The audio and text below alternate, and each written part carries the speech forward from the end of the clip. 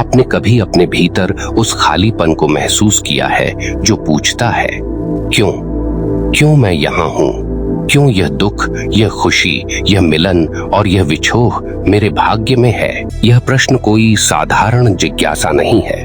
यह आत्मा का उद्घोष है जो चिल्ला रहा है कि कुछ बोया तो गया था, जो अब फल के रूप में सामने आ रहा है।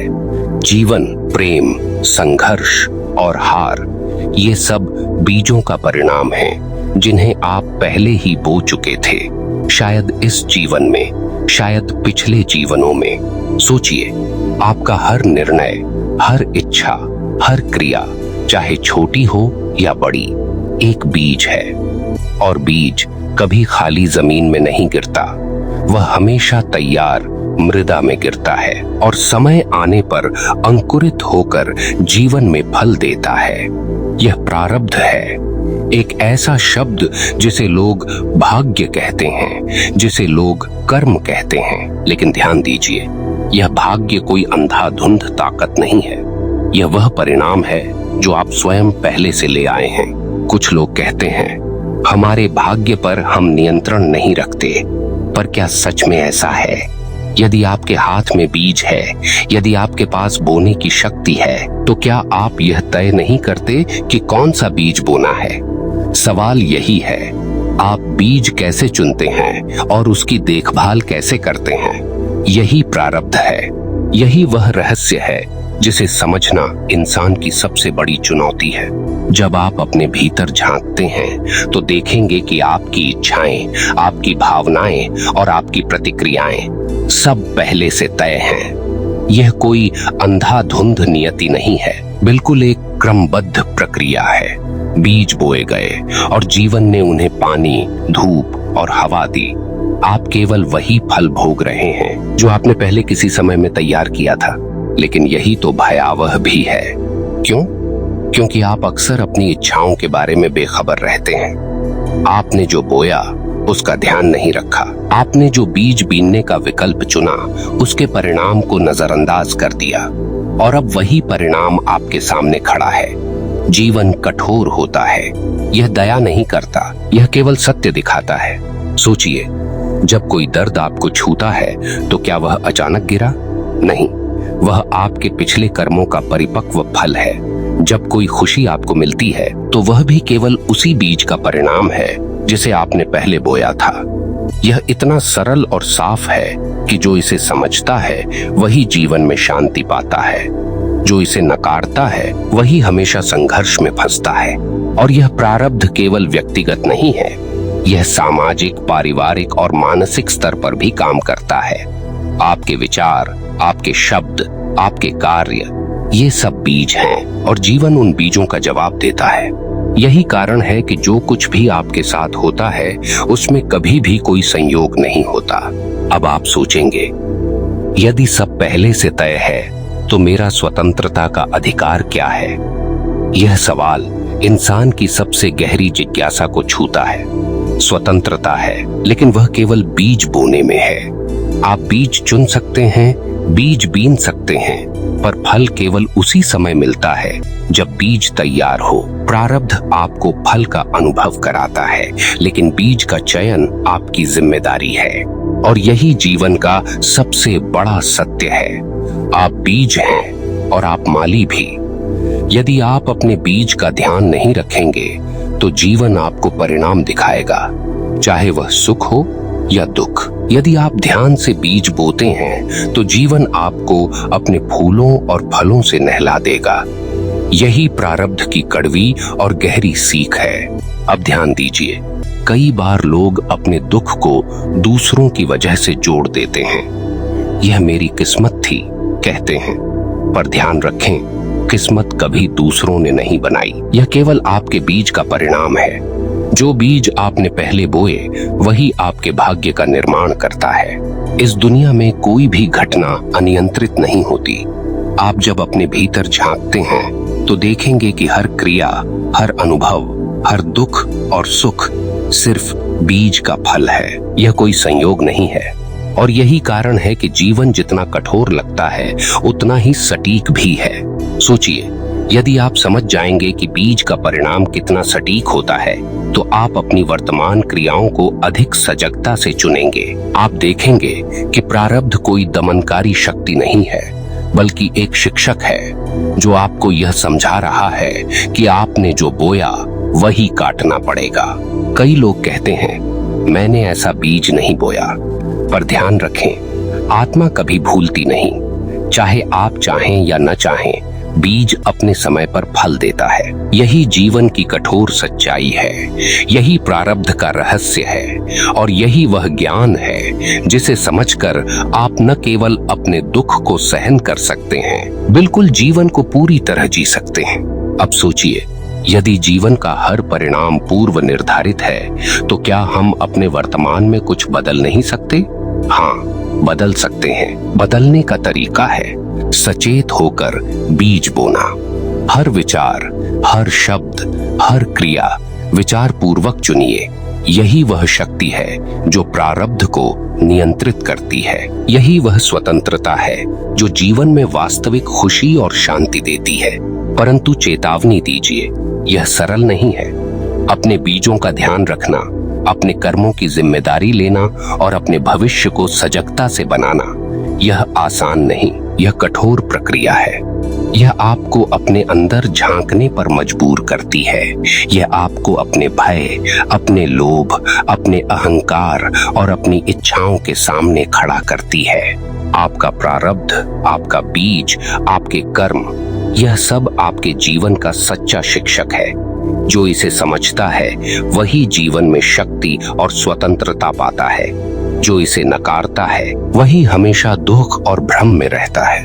याद रखिए, जो बीज आप आज बो रहे हैं वही आपका कल तय करेगा।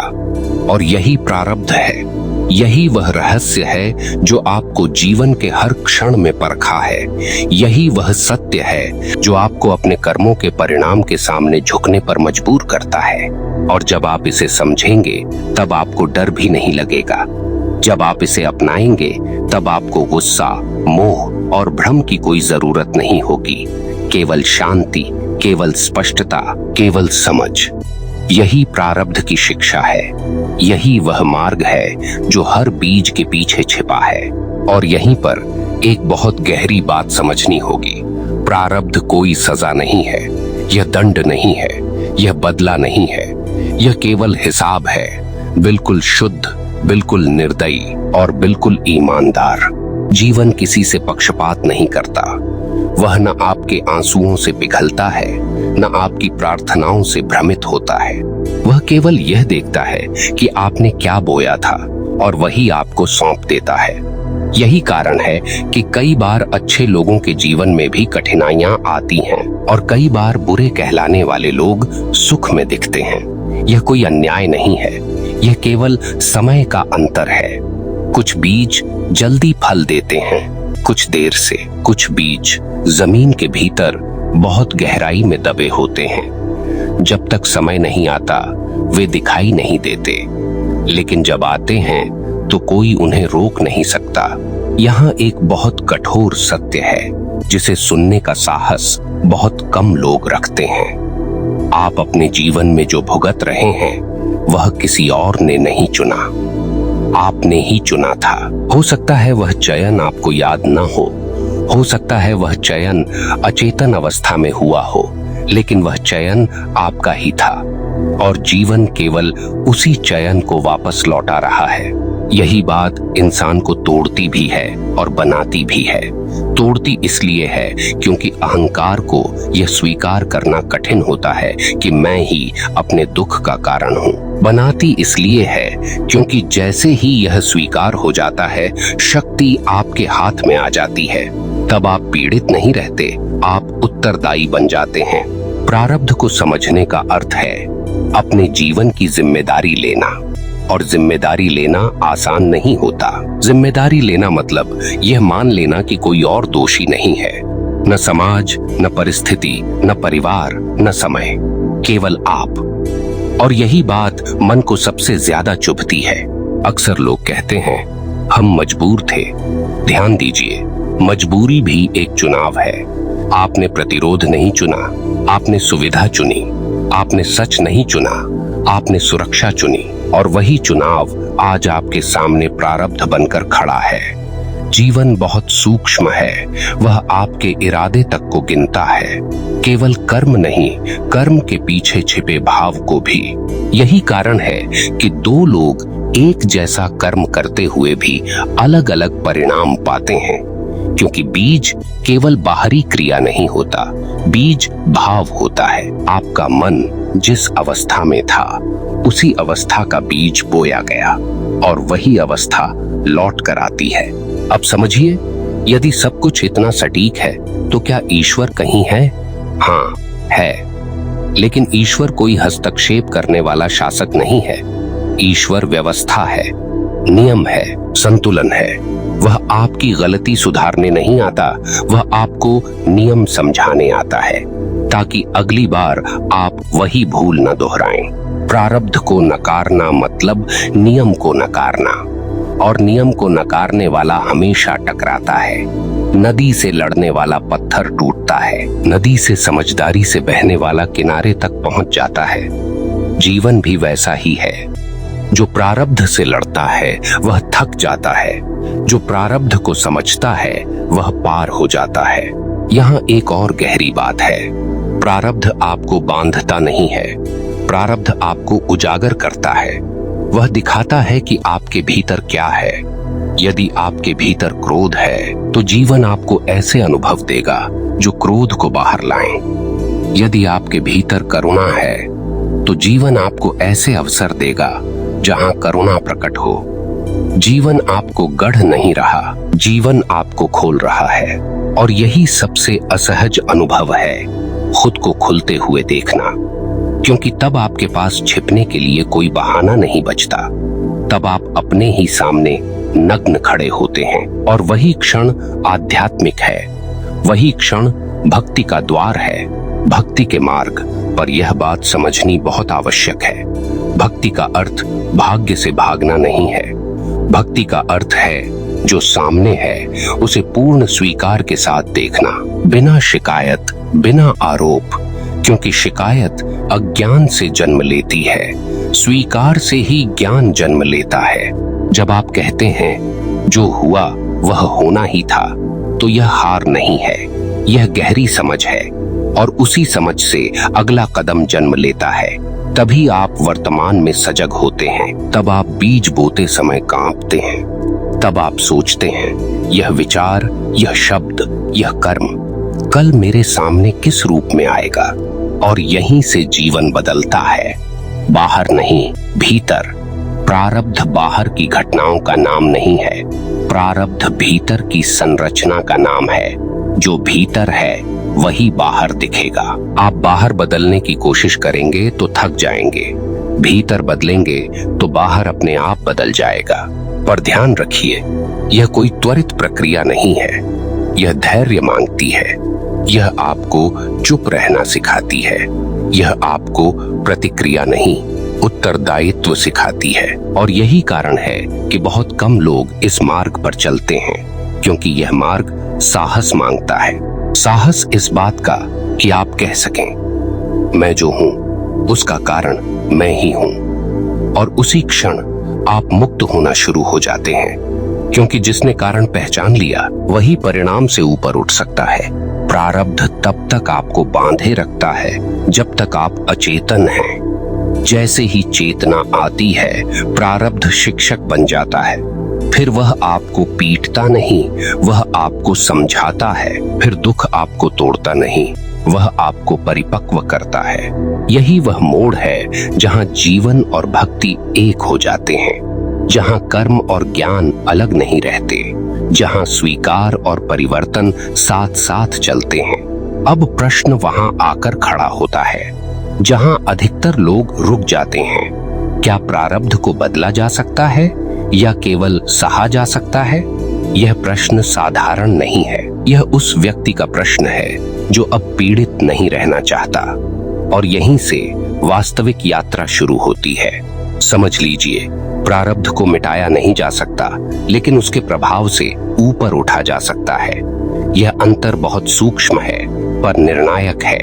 बीज बोया जा चुका है, फल आएगा ही, लेकिन फल आपको तोड़ेगा या निखारेगा, यह आपकी चेतना तय करती है। अचेतन व्यक्ति के लिए प्रारब्ध कारागार है, चेतन व्यक्ति के लिए वही प्रारब्ध सीढ़ी बन जाता है। जब आप दुख में भी जागरूक रहते हैं, तब दुख अपना विष खो देता है, वह अनुभव रह जाता है, पहचान नहीं बनता। तब आप यह नहीं कहते मैं दुखी हूँ, बिल्कुल आप देखते हैं दुख घट रहा है, और देखने वाला कभी भी घटना से बंधा नहीं होता। यही मुक्ति का प्रारंभ है। बहुत लोग भक्ति को पलायन समझ लेते हैं। उन्हें लगता है भक्ति का अर्थ है आंखें बंद कर लेना, सवाल छोड़ देना और सब कुछ किसी अदृश्य शक्ति पर छोड़ देना। नहीं, यह सबसे बड़ी भूल है। सच्ची भक्ति तो सबसे गहरी जागरूकता है। सच्ची भक्ति वह साहस है जिसमें आप जीवन से भागते नहीं, जीवन को पूरी तीव्रता से देखते हैं। जब आप प्रारब्ध को समझते हैं, तब प्रार्थना भी बदल जाती है।